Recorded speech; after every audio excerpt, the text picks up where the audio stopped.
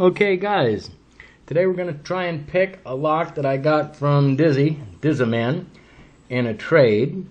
First of all, I'm showing you my official Lock Lab 3D printed pin tray. This is official Lock Lab material. It's like got a holy glow around it. You can see it's got an aura to it. Anyhow, we're not here to pick the pin tray. I just wanted to show it to you. Kind of feel like an official lock picker now. I got an official Lock Lab pin tray. Anyhow, the lock we're going to work on today, however, is this one that I got from Dizzy. This is a Tough Guard lock. It's called a Tough Guard. Let's see, it's a big lock. I mean, this sucker is heavy, and it kind of intimidated me. The size at first kind of said, oh my god, this has got to be an incredible lock. Well, it's an interesting lock, I'll tell you that. Has the key, and it does have some challenging bitting. It's 1, 2, 3, 4, 5 pins, and the first 2 pins are cut pretty steep. So, and the binding order is 1, 2, and then a bunch in the back.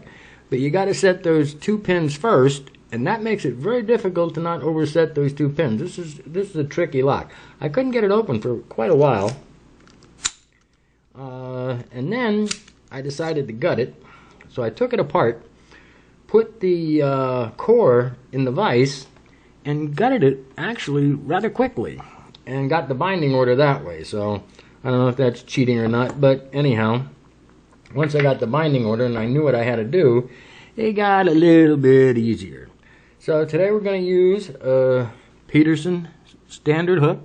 This has become my go-to hook. I'm using this more than my homebrews these days, and that's saying something. And the Peterson pry bar.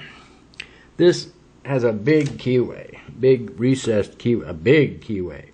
Kind of like, well, never mind, I won't go there. But it's a big keyway that you could, oh God, drive a truck down in there. Anyhow, we're going to put it in the vise, and we're going to see if we can't open it. I've picked this open several times now, and I know the binding order, so that helps. So, of course, the hard part is getting the right tension wrench in there in the right position because of these recessed keyways. Are we anywhere near where anybody can see this? Let's see. I'm going to adjust the camera here a little bit. Try and give people a view of something about what's going on. I gotta find a better camera angle for these videos. Let's see what happens here. It likes a little tension. First pin set.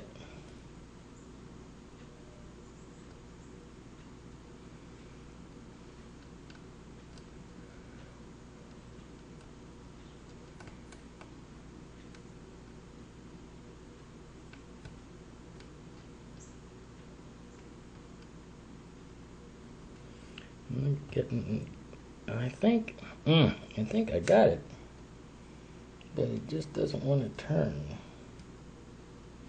That was the other thing with this, it got really stuck easily.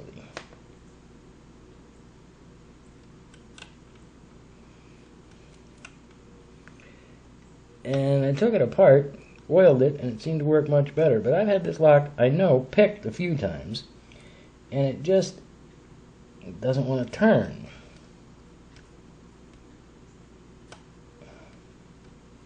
And I think I've got one more to do. Nope, overset. Okay, it's giving me a hard time. Let's see what's going on here. First pin has to be set first. Second one is usually second, but it's kind of optional. I'm not a great believer in absolute binding orders. I think there is a binding order, but I think they change on occasion. Yeah, I overset that first pin again. It's incredibly easy to do. Actually, it's incredibly easy to overset.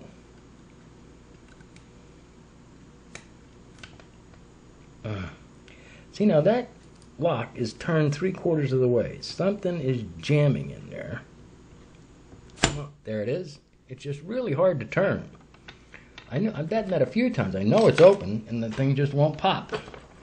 It's just really tight. I like them tight. Anyhow, thanks to Dizzy. And remember, guys, keep it legal.